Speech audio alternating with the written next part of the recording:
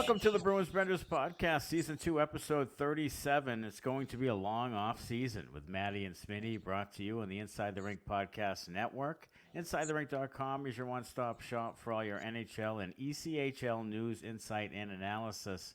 Follow on Twitter at inside_the_rink. Download the Inside the Rink app to play our podcast on our podcast page. And you can leave it running in the background without actually staying on the app. And subscribe to Inside the Rink's YouTube page to watch our episodes. Smitty has some info about ESPN Plus. Yeah, you could sign up for ESPN Plus by going to the Inside the Rink website. Go to insidetherink.com/ESPN and sign up today. I have ESPN Plus, and I love all the Major League Baseball, soccer, college sports, UFC, and much, much more. So sign up for ESPN Plus at insidetherink.com/ESPN. So this is a longer off season than we had anticipated. And we were talking about this earlier today in how the first round exit is not only bad as a Bruins fan, but it's not great as a Bruins podcaster. No. Because that makes it a long time before training camp, September 20. So yeah. So you're looking at 4 months. Yeah, so we're gonna do some draft stuff and free agency and that kind of stuff. But we're also gonna debut a new segment this summer called Benders in the News, and it's going to be about some random people that are out in the news that are doing stupid shit. So look forward to that coming up this summertime at some point. And if people respond to it, maybe we'll keep it in as we move forward. Maybe. So summer cooler of sorts. Exactly. Coming out from the Benders podcast and the Eastern Conference Finals, the Florida Panthers continue to move on, which makes me even more and more irate as they do so, and they dispatched the Carolina Hurricanes, which isn't the worst thing in the world. No. 4-0. And now tonight, Vegas and Dallas tied at 2 in the third. Vegas trying to sweep that one. Not great for the league when you have 2 sweeps in the conference finals. No, it isn't. Not the best thing. No. Gary Bettman, not the best thing for you. All right. Hey, Seven Chirps now, sponsored by Lobster Brewing, Lobster Brewing and Tasting Room in downtown Woonsocket, Rhode Island, specializing in small batch ales and lagers. It's open 7 days a week. Use the coupon code SPORTS to get 10% off your online order.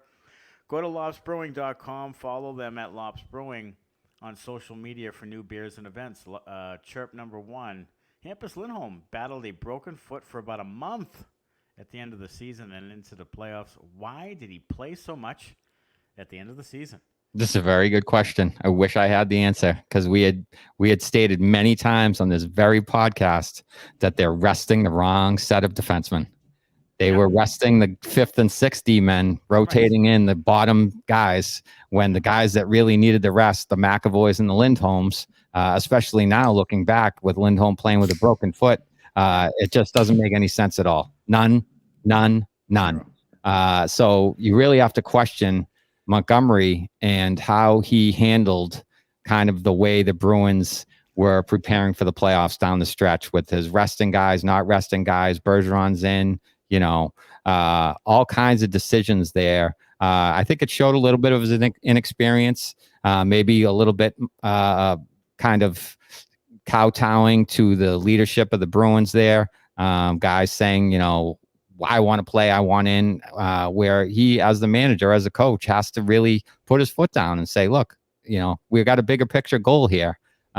You playing in the last game of the season or some games leading up to the last few games of the season is not as important as being prepared to win a Stanley Cup. And it caught up to them. Yeah, it really seemed as though the team really valued that record almost as much, if not as much, as a Stanley Cup win, and that kind of hurt them. And Forbort was hurt at the end of the year, and then of course Grzelcyk, all the talk about him not being able to stand up to the physicality of the playoffs. So maybe that's the angle with those bottom guys. But boy, if you have Lindholm with a broken foot, about a month left in the season, and Forbort came back about 5 or 6 weeks in, you can rest that thing for 4 weeks. And I mean, Zaboril's sitting there collecting dust. Like, play the guy. Yeah, zero. I mean, who can, I mean, it's not like anyone was going to catch you. No, So it wasn't. you know what I mean? Yeah. Play the guy. Play Zaboral. You Right. know, and then maybe he's ready to go just to step in the playoffs if someone gets hurt or whatever the case may be. But it seemed like they really kind of went overboard on the the search for the record and playing guys maybe when they shouldn't have. No, I mean, what is the point when if a guy is hurt, like, at what point does the value between that guy and the guy who are replacing him, at what point does that become kind of equal? Like, if you're talking about Bergeron with an herniated disc, I mean, at what point is that player not, just not at full strength and not as good of a player if he's pretty severely injured? Yeah, I mean, you're talking about, do you want 70% of Bergeron or 100% of so-and-so or 70% or 60% of Lindholm versus 100% of Zaboral? Right. Well, I mean, it's not really apples to apples there, because not only is it 100% versus 60%, it's also, you don't need to play the fucking guy. You don't need to play him because you have a huge lead in the division, and you could rest the guy so that he's ready when the games do matter, when the games do count. So I think they really, really mismanaged kind of how they handled things down the stretch, and in the playoffs too. I mean, they made more panic moves, it seemed like, and inexperienced moves than good solid moves when it really counted. Yeah, and there were people that were saying, like, they really need to rest guys, but I think they got less heat about it because of the record and the potential record. So people were like, okay, they're gonna get the record, so it's okay. But at the end of the day, it just wasn't okay. Like, it wasn't okay, and it's a.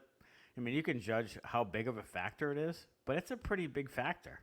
I mean, if Bergeron becomes a shell of himself and Lindholm has a broken foot, and guys are all banged up, Allmark gets kind of a little dinged up, like, it's a pretty big deal. I don't know how big of a deal, but it's a pretty big one. All right, chirp number 2. Rumors surrounding trade talks between Edmonton and Boston. Leon Draisaitl reportedly off limits. Who would you like to see from that roster if it does come together? Really, honestly, I mean, obviously it's McDavid and Draisaitl, but those guys are both untouchable, I would think. You're talking about having to trade Pasternak and McAvoy probably, to get either one of those guys. Right.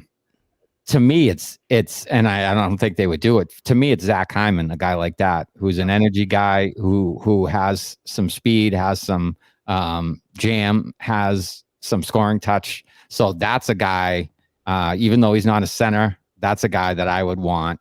I think even more than Nugent Hopkins, even though you need a center, 70% of his points were on the power play. Right. I mean, so is that the McDavid and Draisaitl factor? Is that being out there and, like, the guy when you win a face-off and it goes to, Draisaitl and he passes to McDavid and he scores and then you have a point?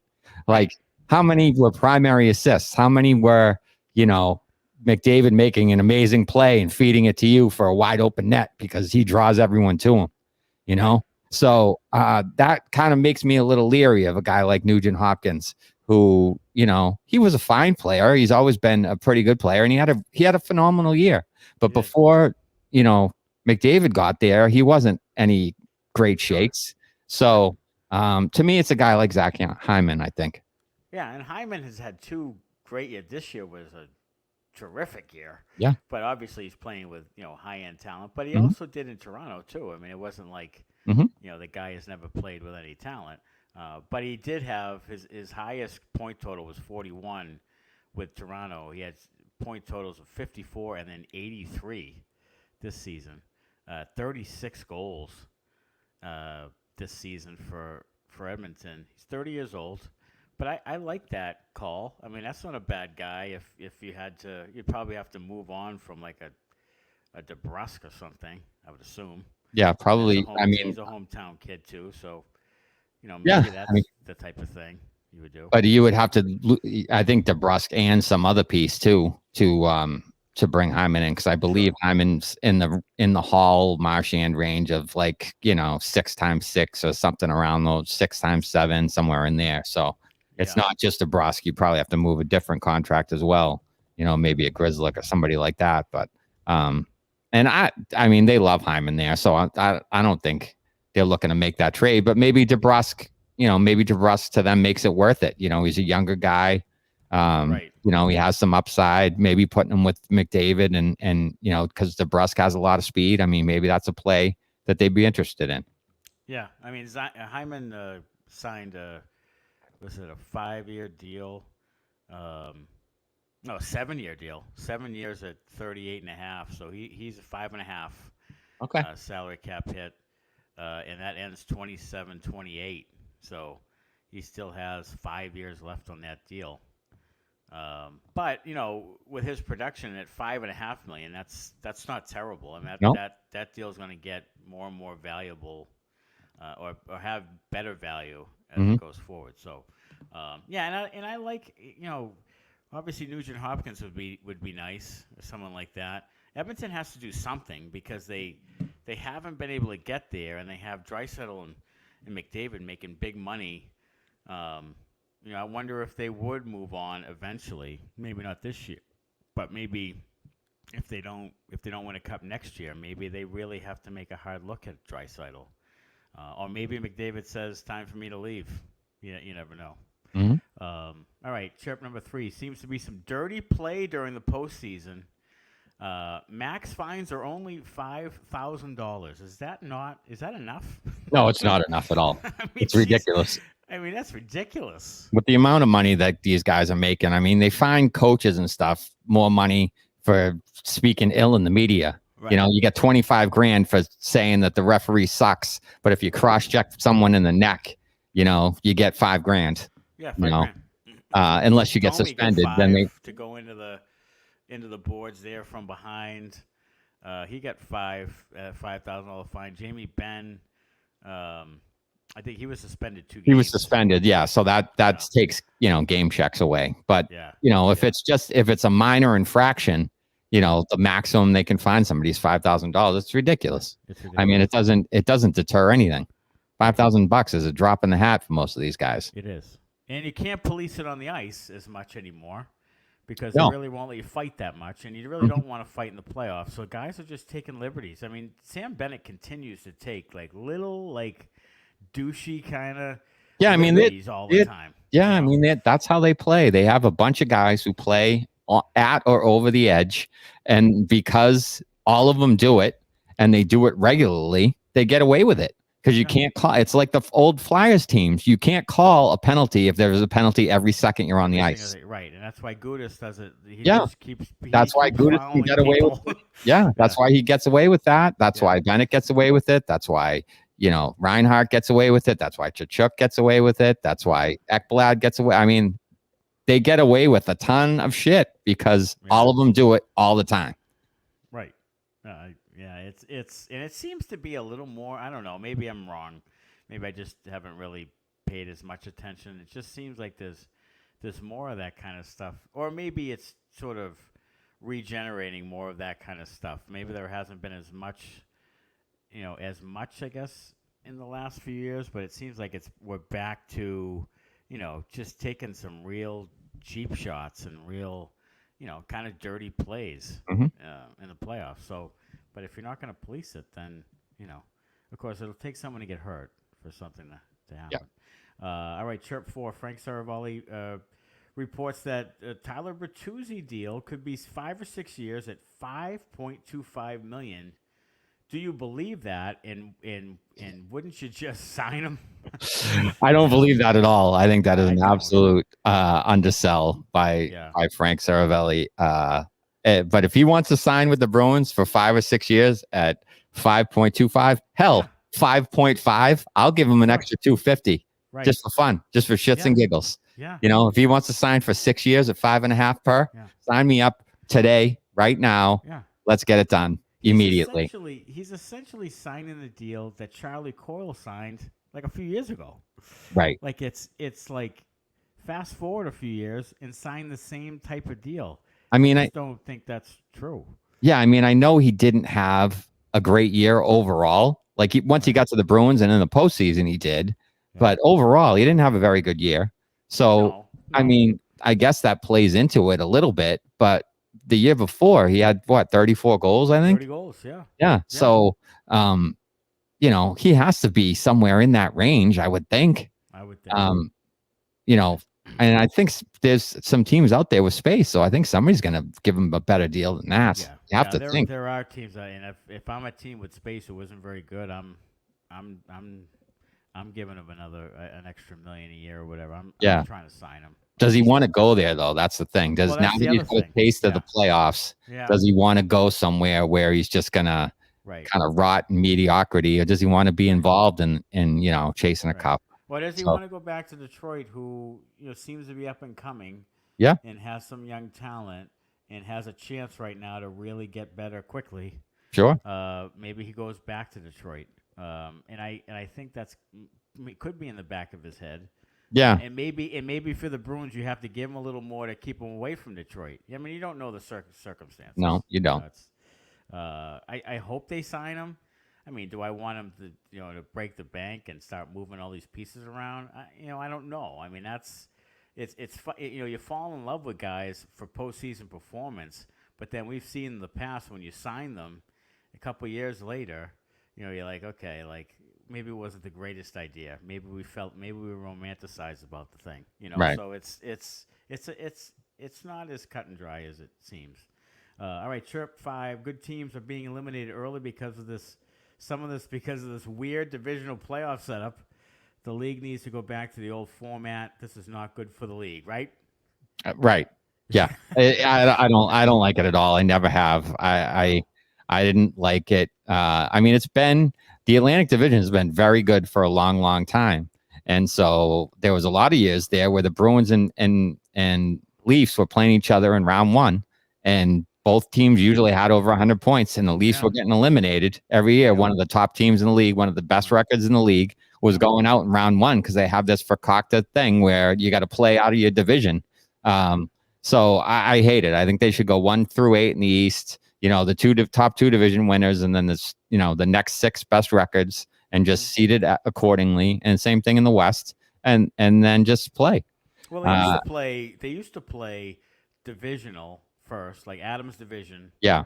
First, and then get into the other teams afterwards. Back in the 80s, that's what they're doing now. But the teams don't play each other enough for it to matter. They don't. It doesn't matter. Right. It doesn't matter. So if you're only playing the Montreal Canadiens 3 times, all year, it doesn't matter. Yeah. I mean, if you're going to do a divisional playoff, then play those guys a bunch of times during the regular season, so that shit matters. Right. And then then there's heated rivalries and there's hatred. And I mean, how much hatred can you develop when you play team 3 times in a regular season? There's not a lot of hate there. You play every team about the same. So unless you're playing them in the playoffs, year after year after year, you're not really developing those rivalries. Yeah, so I think you're right. If they were to stay with this format, I think they have to, go back to you play, certain teams like 1 time a year or once or twice most, and then the other teams you're playing, 5 or 6 times a year. You're playing them quite a bit. All right, Chirp 6. Are you concerned that the core members of the Bruins going forward have what it takes to win a cup? So you did say going forward because they have won one. So we know they can. The McAvoys, the Pasternaks, the guys who haven't won it. Right. So yes, I am concerned. I think anybody should be concerned because they haven't played their best when it's mattered. Like McAvoy did not have a good playoff. He didn't. Pasternak was fine, but he has a tendency, when the games kind of pick up in the physicality, to be a little less involved. There's not as many penalties called. I mean, the playoffs this year is a little bit different. There's penalties all over the place and power plays all over the place. But generally speaking, you don't see a lot of power play time in the playoffs. So it makes them a little less effective. And that's probably part of the reason Edmonton's out. They depended on that power play more than anybody. Right. And when push comes to shove, you get deep in the playoffs, that people start to put the whistle away. You got to find other ways to win. Right. So I am concerned about this core moving forward because they haven't really won big games when it's mattered. Yeah. So until they do it, I think you have to there's a little bit of a question there.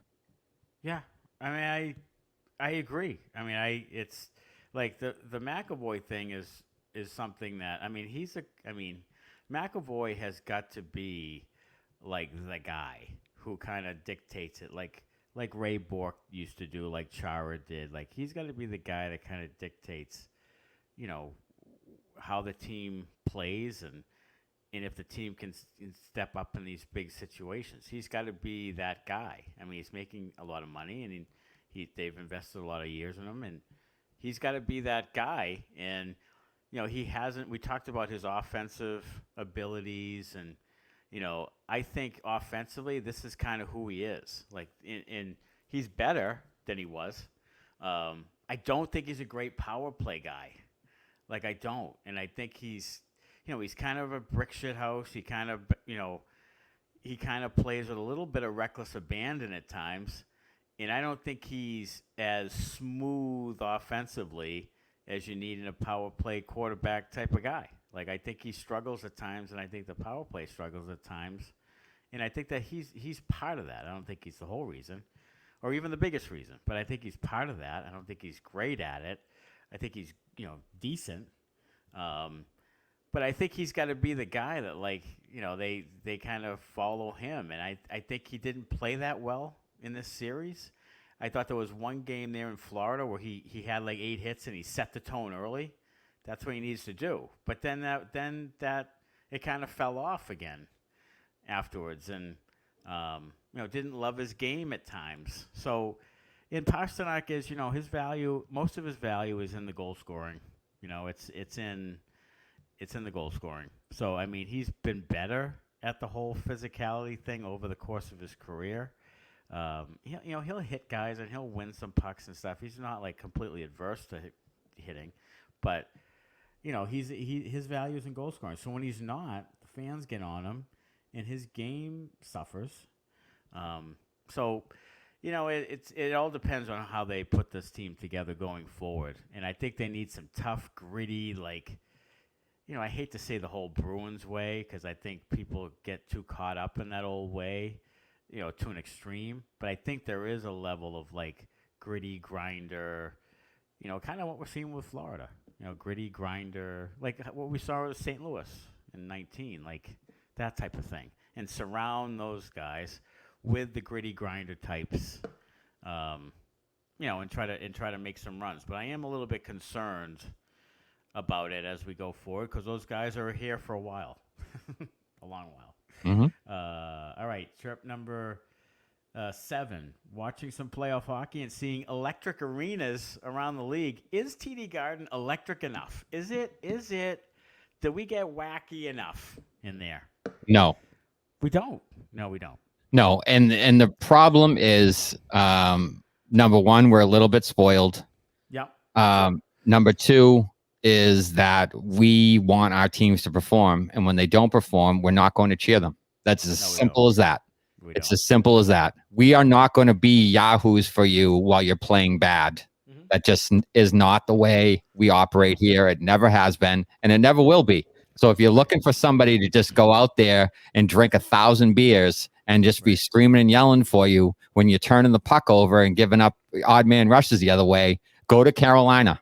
Go to Vegas, go to Florida, go somewhere else, because it's not going to happen here. We're going to boo you when that happens. We're not going to cheer you.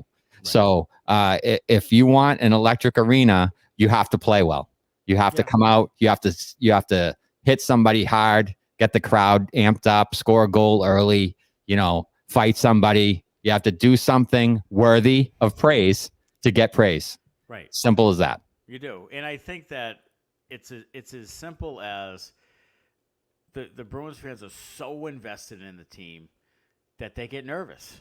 That's true. It's like, when it's sort of a 50-50 thing, like, are we going to win? Are we going to lose? And you can't just let yourself go because you're so nervous. Like, I think a lot of Bruins fans sit at the game and, like, watch the game intently.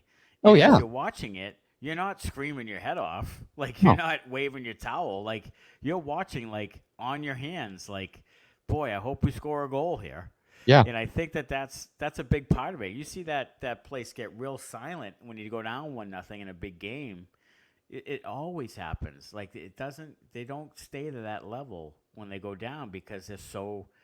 I mean, we're nervous. We're nervous that we're not going to win, or that, we can't. We have to focus on the game. We focus on the game, and I think some of these other places like Carolina and Florida and them, they're just out there having a good old time, and they're still in its infancy stage with hockey, and they're still, they don't have a deep rooted. Their grandfather didn't watch hockey. Yeah. So they're just kind of, like you said, drinking beers and flipping towels and, and I think the Bruins fans just don't get into that thing. And I think it's, is it a reason why that they lose some big games at home? I think it's more so that the team gets tight in times at home, especially when they're the favorite or if they need to win, like in 19. Like I think the team gets tight, and then the crowd gets tight, and then the crowd gets tight, and then it's it just like this cloud cast over the thing, right. And Mm-hmm. so I think that's definitely a thing. All right, hey, interesting rule changes in Champions Hockey League. Would you want these in the NHL? First one, minor penalties dealt the same as majors, so that means a team which caused a minor penalty will remain shorthanded even if the opposing team scores a goal. Love it. I love it. Love it. I love that. Score as many goals in that 2 minute. Make that 2 minute. You're in the box for 2 minutes. Period. Yep. Like you're in there. Like Yeah. that. Maybe people think twice. Maybe if your penalty kill is 88% or whatever, maybe you think twice about that because if they do score, we're still out there ready to score again. I love that. I love that idea. Me too. Really do. I do. That's a really good one. Yeah. All right. Second one is serving delayed penalties. A minor penalty will be served even if a goal is scored while a delayed penalty is pending. I like that too. Love it. But I think you get off the hook. Like you commit a penalty, especially if it's it's kind of a shitty penalty. You should serve that penalty. You should. What if it's a 4-minute high sticking penalty and you score while it's delayed? Wave it off. Yeah. Wave it off? No. Yeah. No. Serve the whole thing. Yeah. Serve the whole thing. I enact the first thing, so you score in the delayed, and then the guy's got to sit in there for 2 full minutes. Maybe you score 2 or 3 more goals. Yeah, awesome. You just keep scoring goals. I love it. Hey, for a league that likes to take goals away, how about let's play to score more goals. Let's do the score more goals thing. Yeah. So these rules would be in effect to help teams score more goals. So I'm all for it. All for it. 1,000%. And that goal the other night with last night with Kachuk scoring with 4 seconds left, and there was a stick like near the pads and everything, and people saying no goal. Like, no, that's a goal, dude. Have the defenseman get his ass out of there. Yeah, like, that's a goal. Like count the goals. Count the fucking goals. No ticky-tack goalie interference penalties. Nope. Like, for God's sakes. The goalies now are selling it too, which drives me insane. Or they move into it. Like they do. They could feel it and move into it. They feel it and move into it. They reach out and try to create contact. I saw a play that they took away a goal. I can't remember what series it was in now. The goalie was sliding left to right. The guy was not in his way, and the goalie literally reached out with his glove hand and hit into him, and he slid past the net, and then somebody got the puck and scored, and they waved it off. I could not believe it. I mean, what are you looking at as an official? Like, what's the essence of the friggin' penalty? Like, oh my God. What are we trying to accomplish, dude? Can we have goals? Can we make the league have goals? It just drives me insane. They race over there like, we got to disallow that. Like, they love it, and I don't understand why. Like, oh my God. All right, and the third thing is shorthander erases current minor penalty. So if a shorthanded team scores, the minor penalty against will end. I like that too. I love that. Yeah, I love that. That's one of my favorite things ever. So if you score shorthanded, your guy comes out of the box. It's like catching the ball in dodgeball. You catch it, boom, somebody else comes in. Somebody else gets it. Yes. I love it. Exactly. I love it. Catching the ball. Yes, that's what I love that too. I do. I really do. They should enact all of these rules. I love it. I tell you what, that would make teams second guess the 5-forward power play Sure. if you did this thing. Like It when would. someone goes down and scores a shorthanded goal, now the guy comes out of the box. Like, and talk about a momentum changer even more. Yeah. Like Jesus, like I love that too. I love all these three, and you know what? I'm okay with the NHL trying it in preseason. Like try Try some it of in this shit out. preseason. Try it in the AHL. See how it works down there, Yeah, and then try it in bring the it up. AHL. Sure. Whatever. I'm fine with it. Yeah, but I'm all in. Let's do it. We're gonna ask Terrence Wallen next week about those. See what he thinks as a coach about those. Because I think put those in the ECHL or AHL or whatever. Yeah. And see how it plays out. But I love them all, and I think they make perfect sense too. They really do. I think it's fantastic, and I think it would make people think twice maybe about taking minor penalties. You might make a coach think twice about a coach's challenge. Sure. If you're challenged and you get it wrong, you get a minor penalty against, then you got a full 2 minutes you're in there. Yeah, and if your penalty kill is 28th in the league, yeah, you're not going to want to challenge it, because if you don't, you might give up 3 goals. Right. On the power play. I love it. I just absolutely love it. All right, DraftKings Sportsbook, Boston's hometown sportsbook, is live right here in Massachusetts. Bet local on all your favorite sports from the comfort of your own home with DraftKings. To celebrate, all new customers will receive up to $200 in bonus bets when you sign up for DraftKings Sportsbook using code ITR. You can now bet local on money lines, spreads, props, and more with one of America's top-rated sportsbooks, DraftKings Sportsbook.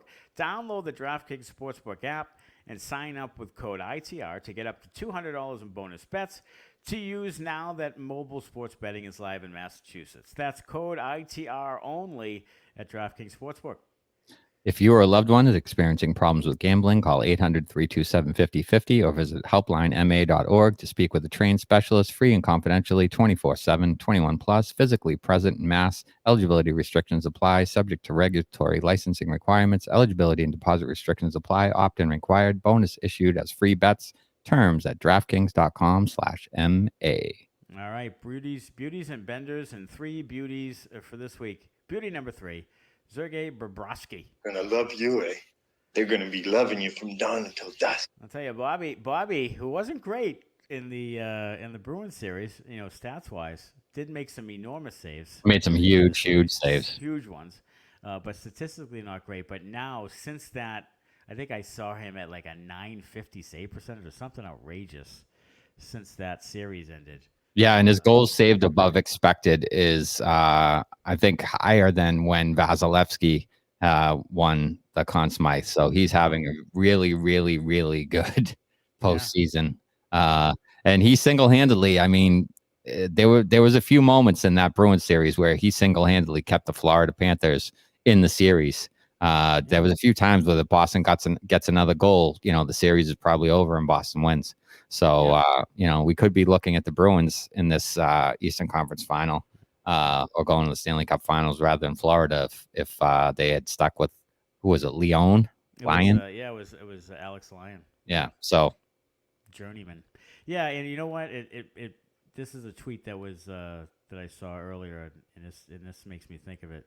Since 2010, here are the goaltenders who won the Stanley Cup. The starting goalies who won the Stanley Cup. Darcy Kemper last year, Vasilevsky twice, Binnington, Holtby, Fleury, Murray, Crawford, Quick, Thomas Crawford. So that's not, It's not really a who's who other than Vasilevsky. It's not really a who's who really good, but of elite goaltending. I mean, Bobrovsky won a Vezina at one point. But it was quite a few years ago. Sure. But yeah, I mean, it's not really a who's who of goaltenders. So yeah, do you put too much value in like getting a great goaltender? Like obviously, it's great to have Martin Brodeur or something, or Patrick Waugh. Yeah. Of course it is. But I mean, is it really to go out and invest in a guy? I mean, look at Tuukka Rask. He never won one. I mean, he made $7 million a year. Lundqvist didn't win. I mean, he's a guy who was lauded as one of the great goaltenders. Yeah, I mean, there's been a ton of guys. Your Sorokins and your Shesterkins now with the Rangers and the Islanders are both really, really good and have had amazing years. UC Saros with Nashville's been great at times. So Connor Hellebuck with Winnipeg's been up there a bunch, and those teams don't win. So it isn't just the goalie. It's the goalie getting hot at the right time, playing good defense, puck bounces, all kinds of things in the playoffs.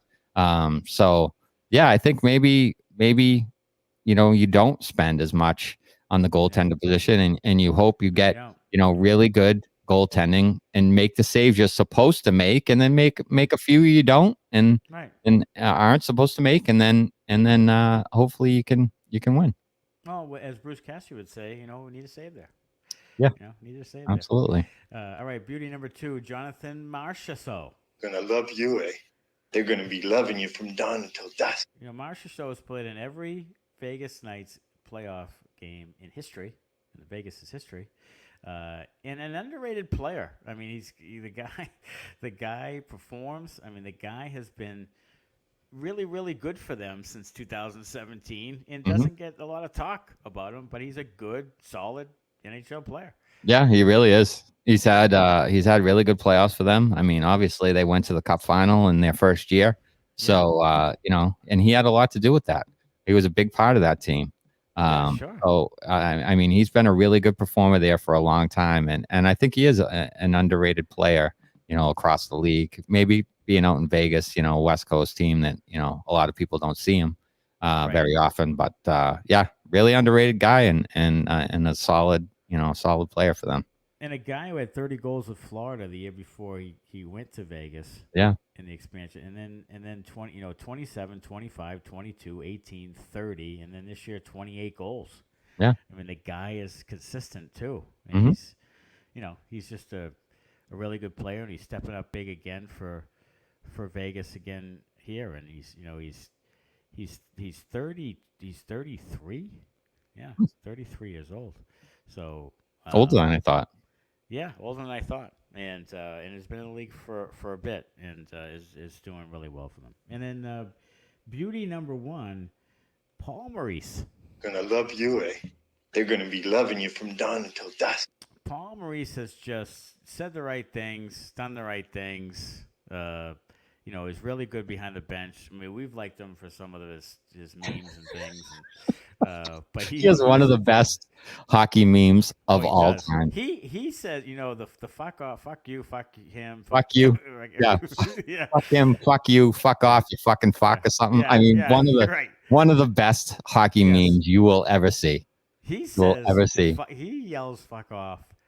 I mean, 25 times a game. Like, he does. Anytime there's any call he doesn't like, fuck off. I mean, he is a man after my own heart. Let me tell you. Let me tell you. Grumpy I could go fuck for fuck with Paul Maurice. I bet. Oh, you could. You absolutely could. I'd love to get Paul Maurice on. See how many fuck offs we could say to each other. Beauty. What a beauty. What an absolute beauty. No doubt. Yeah. And now we'll get to some guys, and this is a coach here who when he played, when he played was a grinder and a guy like that. But Rod Brind'Amour, a bender. What I mean, this guy, talk about what a whiny bitch this guy is. Oh yes, in his post game presser, he said we didn't lose 4 games. Really, buddy? Really, buddy? Pretty sure you did lose 4 in a row. We didn't get swept. I mean, I saw the games. We were in the games. We were there. We didn't get swept. Are you delusional? Yeah, you did. As well as being whiny. He just has a sour puss on his face all the time. He looks like he whines and complains about everything. It's just he's a guy that just rubs me the wrong way, and I just can't stand it. Well, how about them losing 12 straight Eastern Conference Finals games? They've been swept 3 times in a row when they've been in. I mean, it's tremendous, really. I mean, fantastic. You have to talk about Boston. You got to talk about Carolina. They've had a chance last year and this year. Like, they've had chances where people said, okay, Carolina's really coming. They can win this thing, and they failed twice. Like, and Brind'Amour has been at the center of it. Like, and last year he bought calls with his talk after the games and the sort of playing the officials just like Craig Berube did, and he tries to play that passive aggressive kind of comments in the media and stuff, and he's just kind of a dink as a coach, and they haven't done well. It'll be interesting to see what will happen with him. If he can't get this thing right, because they have a good roster, they have a good talented. They roster. do. They have a really good roster. So, with and a lot they've of talent. tried to win. I mean, they've spent money and Mhm. tried to win. Of course, Max Pacioretty, that was a tough one. I mean, he goes down, but And then Svechnikov too. It's Svechnikov. Yeah, I mean, it happens. I mean, it happens with every team. Yeah, sure does. But yeah, they've tried and they really went for it this year, and that was a wet fart from them in that series. Of course, Florida's hot, but Carolina should have won that series. I thought they were going to win the series. I thought it was set up for Carolina. Sure. And then they get swept. So. No, that's too bad.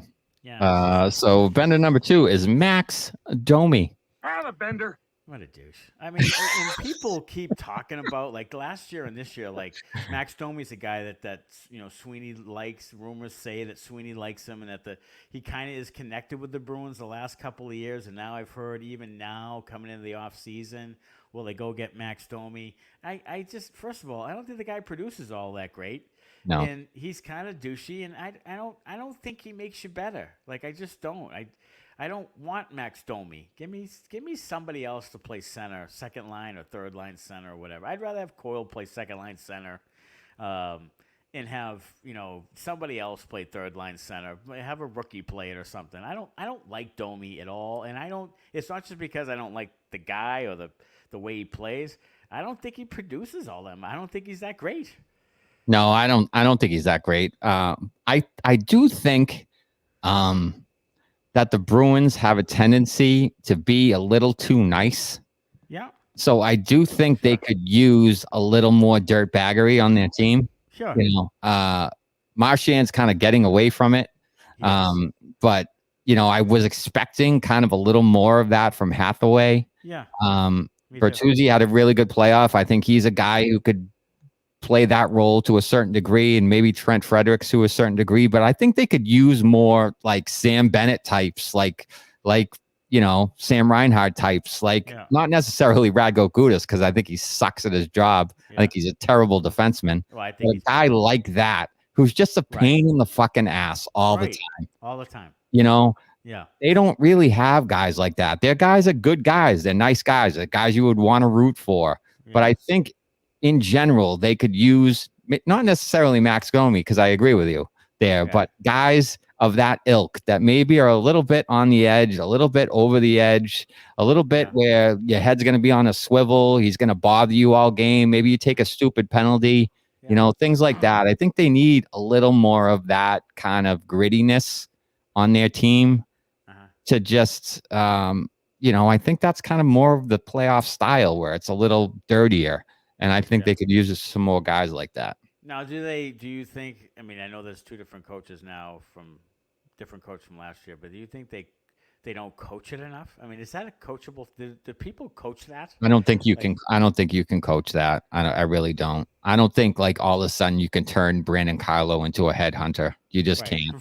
Like he's not going to, he'll never be Jacob Trouba. Never. No. Never. He'll play with it. I mean, I think they coach like stick position and stuff like that, and it works.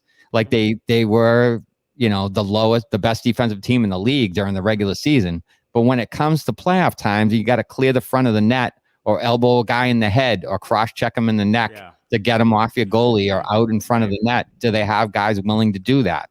I don't think so. I really don't. I don't think because I think it's nice. They're not trying to go out there and injure somebody. They're trying to play the game the right way, which is all well and good. But can you win that way? I'm not 100% sure you can. Right. And I think defensively, I think that's been a problem for them. And I think that they went and got Orlov, who's, he's a rugged guy and, he plays physically and stuff. But maybe they should have gone out and tried to get a guy like that. Like Derek Forbort in a perfect world would be that type of guy, but he's not. You know what I mean? He's a stay-at-home kind of guy, and he's a shot blocker, and he's kind of a grinder type defenseman, but he's not a guy that's going to rub your face in the ice in the slot. So they used to have that though, and that's the 11 team had Adam McQuaid, They had who would McQuaid who do that. like And snap. Chara would do that. Yeah, Chara would do it. Adam McQuaid would snap and kill you. Yes, he would. Kevin Millar would kill you. Not Kevin Millar. Kevin Miller. Yeah, he'd kill you. He would kill you. Andy Ferentz would kill you. Like Seidenberg was difficult to play. Like they had guys who were mean. Ferentz was a little nutty. Yeah. He was. They had guys that were mean at the net. Their defensemen aren't mean enough. They aren't. No. So they aren't. And it needs to go throughout the roster. Like you just can't have mean defense. You need to have some forwards that play that kind of style as well. So I think that's something maybe that they're missing a little bit. And I think that's what people talk about when they say the big Brad Bruins. Like that's what they want. They want guys who are physical and mean and that will hit and fight and stand up for each other and stand up for the goalie and so forth. Right. That's kind of you can't just fight everybody these days and it's a different league now, but you can be mean and physical in front of your net and in the corners when you're battling somebody, and they don't really seem to do that. It's really more like I'm trying to win the puck and we're trying to transition. It's not like I'm going to hurt this guy and take the puck from him. It's just like I'm going to take the puck from him. Well, I mean, you see with Gudas, I mean, he's like you said, he's not very good. No, he's terrible. But he plays his role of just being an asshole. Sure. And you're right. The Bruins defense this year, I mean, Clifton is capable of doing that or willing to do that, but he's not very good. Like, he's not very good, and he can't. I mean, he just doesn't have that type of demeanor, I think, about him. But he'll do it. Yeah. He doesn't do it enough, and he gets himself in some bad situations. Yeah, I mean, McAvoy will do it too, but he doesn't do it enough. Like he doesn't do it enough. No, none of them do it. None of them do it enough. And I don't know if it's just like they're trying to preserve their kind of, preserve themselves over the course of the season. Like it's really, really hard. And we talked about this about Milan Lucic before. It's really, really hard to play an entire season of just banging guys every shift, all the time, fighting guys every night. Like you can't keep that up for an entire season. So you don't expect guys like McAvoy to do that the entire regular season. Maybe in big games you have your moments, you'll do that. But when the playoffs come around, man, you need to do that every game, every night. It has to be there. Every game. It has to be there every night. It's not just the running the guy through the boards. It's the face washing the guy and just being nasty. A little bit of cross check behind the play, like just being nasty. Yeah. Which those other guys would in 2011, like you said. Like that whole group would do that, and this group doesn't do that. And it's a good point. Like it's something that, I mean, we talked about heaviness and stuff, and people like the Bruins fans will say we need bigger defensemen.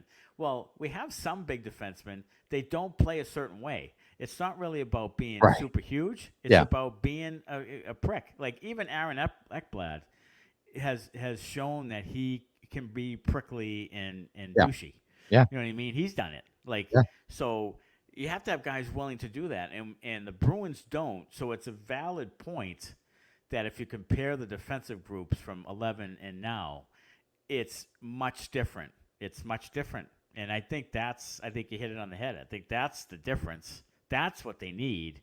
It's not we need 6'3", 225. Well, because they have that. That's the thing. They have that. Like Lindholm's 6'4". Kylo, Lindholm's 6'4" or whatever. Yeah. Kylo's 6'6". But he doesn't play. McAvoy is 6'1", whatever. Forward's 6'3" or 4". Like those guys are big. Those are big. But and I'll tell you, I will say this though. Brandon Kylo played that way more in this playoff than he ever had before. And I thought he was one of the best defensemen the Bruins had in that series. Yeah, and that's because that's what you need. Exactly. He was willing to do it, and that's good. If he can continue to do that, and maybe he even proved to himself they can do it, which is possible. Yeah. So, and you're right. He consistently from game 1 to game 7, he was their best defenseman. I thought so. I thought so too. And he gets a lot of grief, but he did a lot of the things that Lindholm didn't do and Orlov didn't do, and Grizzly can't really do, and Clifton can't really do. Like he in floorboards doesn't do. So I think you're right though. I think that's what it is that we're losing the Bruins are losing to teams who have defensive groups who do that, Mm-hmm. and they don't. And Right. that's a big part of it. Yeah. So I think that was a very Wait for long-winded. next, throw me over to defensive course. Okay, great. Come back. But Bender number one. Let's clean this up. Jamie Benn. I'm a bender. Yeah, I mean, What speaking are of we guys that are that are a little bit nasty, Jamie Yeah. Benn with a cross check to the neck and when he fell. It was Sure. was unfortunate Yeah, circumstance. it was. He It fell was. down with his stick in a parallel to the ice. Mhm. It just happened to be that someone's neck was right there. Yeah. Which is too bad. But and then he got in his car and left. It was a Yeah, it was an there's a odd, it was captain an odd for you. situation. Yeah. Yeah, there's a He captain just for you. left. I'm gonna drive Yeah, he away. just left. I'm Yeah. just gonna go home. I'm not gonna Get my- answer get my for hammer my and leave. for my bullshit. I'm just gonna drive away. Yeah. That was like ridiculous. Like, he could have hurt that guy. I mean, that was ridiculous. And it Yeah, was right in plain yeah. sight. I mean, I can't imagine anybody on the Bruins, not that would do something like that, but would drive away afterwards. Yeah, Wouldn't drive answer. away. Yeah. You know, That's they would. unbelievable. You do something that's dumb, that's stupid, that dumb, and then to not stand there and own up to it and be like, "Look, I made a mistake. I made a mistake, and it cost the team. Yeah. I'll be better next game." Yeah. Like that's all anybody wants. I said that That's before with the Mitchell Miller thing. Like, Yeah. just fucking own it. Yeah, just don't. Just be like, we made a mistake. It was a dumb thing to do. We shouldn't have signed the guy. Right. If you just stand up and own it, Right. there's only so much that people can say about you. Right. You can't argue with someone who won't argue back. Like, it's just, If they say, yeah, if somebody was like, that was a dumb thing to do, and you go, yes, it was. Yeah. That was my fault. I You're shouldn't like, have done "Oh, it. Then what are they shit, going to I say wanted to after fight." that? Yeah, I wanted to fight. I wanted to fist fight. Yeah. Yeah. I mean, Yeah. after I that, agree. there's nothing they can say to you. I agree. If you agree with them, if they're like, that was stupid, you cost your team. Yeah, it was. I did. Yeah, it was. Then what do they say? Yeah. So But just own it, Jesus. buddy. Just own it. Yeah. It was really Drives me really nuts. dumb. Drives me Really dumb. nuts. Well, hey, we had an interesting poll a couple of days Okay. ago. So I saw this somewhere. I was just sort of trying to do some research on potential trade partners and so forth, and I saw this potential deal of the Flames getting Linus Ullmark, Jake DeBrusk, and Matt Grzelcyk, and the Bruins getting Elias Lindholm, Tyler Toffoli, and Nikita Zadorov.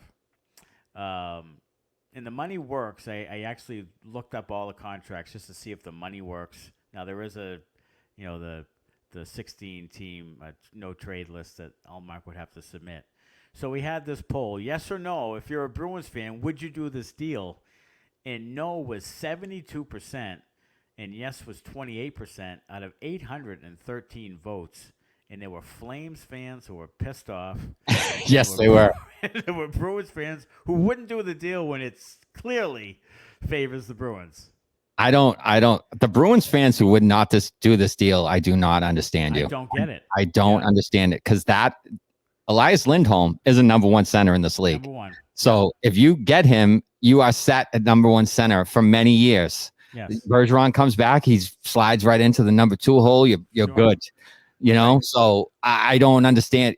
On that alone, you should do the trade. Yes. Never mind, you get a guy like Tyler Toffoli with Stanley Cup experience that scored 34 goals last year and had 73 points, Right. which would have been Right. second best on your team Right. behind Pasternak. Right. So let's not pretend like getting Lindholm and Toffoli alone wouldn't be enough in the deal. Never Yes. mind getting, a defenseman that will knock your head off. Yeah. So any Which is Bruins what we fan just who said, wouldn't do yeah. this trade, I don't know what to tell you. You Yeah. should root for a different team because you don't know what Sure. you're talking about. You're either in love with Jake DeBrusk or you think that Linus Ullmark, you're in love with the goalie who got hot this year and had a ridiculous year. But we just talked about goalies. We just talked about how it's hit or miss and it's flip a coin and it's whatever. And he's 29, and you have Swayman, who you drafted, who's like 24 or whatever the hell he is, 25, and you have to pay him. So you can't pay both. So I think that this would be a terrific deal, and And it's just funny how two fan bases can see it completely differently. Like the Flames fans are right. Like they don't want to get rid of Lindholm. No. That's a top number one center. They have this young kid goaltender. The goalies stink.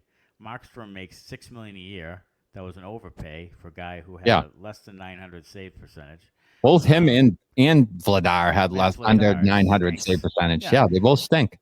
So that was a big reason why because they had a good team. It was a big reason why they didn't do well. Sure. So on the surface, it looks like they need a goaltender, but they probably want to wait for the young guy. But the Bruins fans who just came out and was like, "Oh, no way in hell." Well, why? Yeah. Do you do any research? Do you watch the teams? Like, do you do anything else but just watch Jake DeBrusk with your schmenza in your hand? Like, I don't understand. Like, I don't get it. I don't understand. Get it. You don't know what you're talking about. If you wouldn't do that trade, you have no idea what you're talking about. That's all I'll say. I'll say. Agreed. All right. Just a reminder: the calendar for the Bruins season: June 28 and 29 is the NHL draft. July 1st, free agency begins. That'll be a hoot. July 3rd to the 7th is the development camp. September 13 to 18 is the rookie camp, and then September 20, the training camp opens. And you see what the Blackhawks are doing when they're doing all off ice rookie development. They came up with they're going to do off-ice, no on-ice rookie development. It's all going to be like, classroom stuff and like weight stuff and like how to be a professional stuff. And of course, they've had some, really terrible times. You want to talk about how to be a professional? I think maybe they should have the whole organization sitting in. Right. Maybe there might be some other people there that need to figure that out as well. Alumni. Yeah. They're doing all off. Get everybody that's ever put ever put a Blackhawk sweater on, get into that meeting, figure it out. That's what they're doing. Yeah, so, that's interesting. I mean, the Bruins do a bunch of off ice stuff too, but they do on ice too. They do on ice. Yeah. And I guess they're saying like they play a lot of hockey. Like hockey players play hockey. That's what they do. So. But it is interesting.